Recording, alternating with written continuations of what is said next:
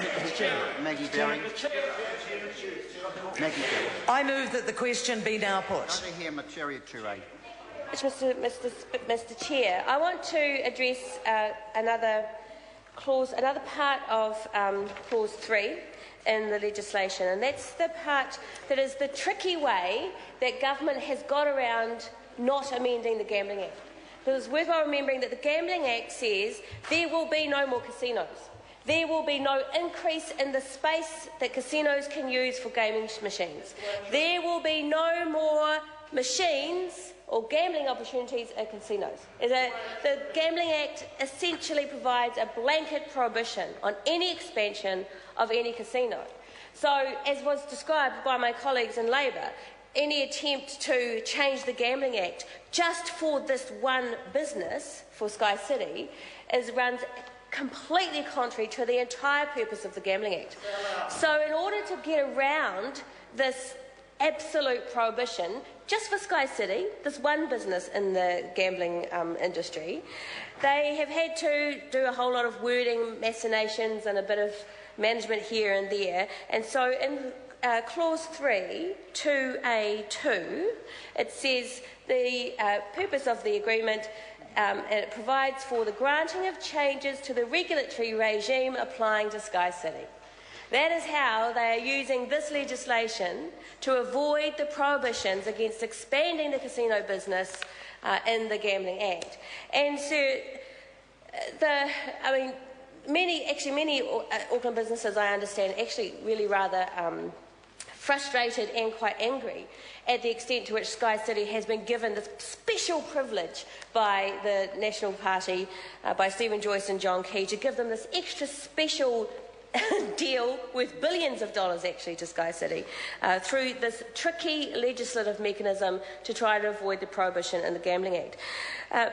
But what's really important and concerning to us with that is that the purpose of the Gambling Act is to place constraints on gambling operations.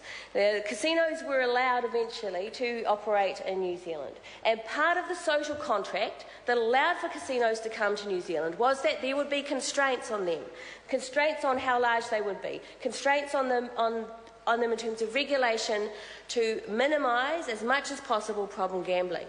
And that was the social contract. That is the deal, that they can operate in this country as a legitimate business as long as they adhere to the law. And what we've had with Sky City over the last, more than a decade, is Sky City continually challenging the Gambling Commission, continually challenging the Gambling Act provisions in an attempt to expand their business.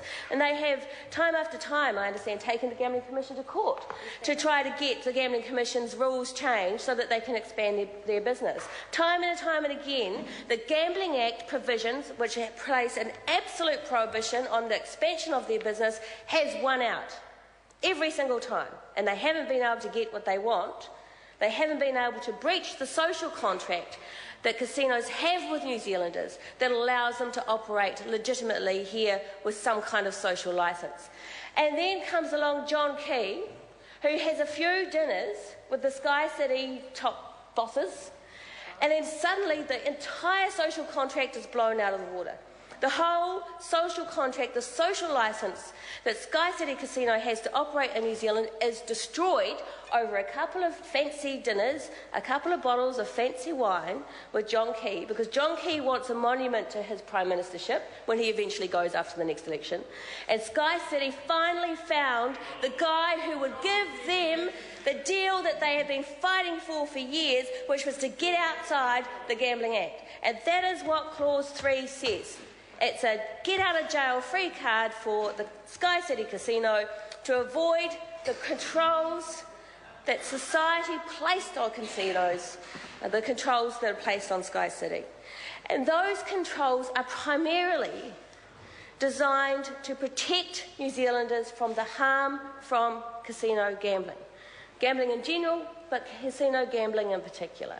And they were agreed to because there is globally it's acknowledged that casino gambling causes harm, that pokie machines are designed to be addictive.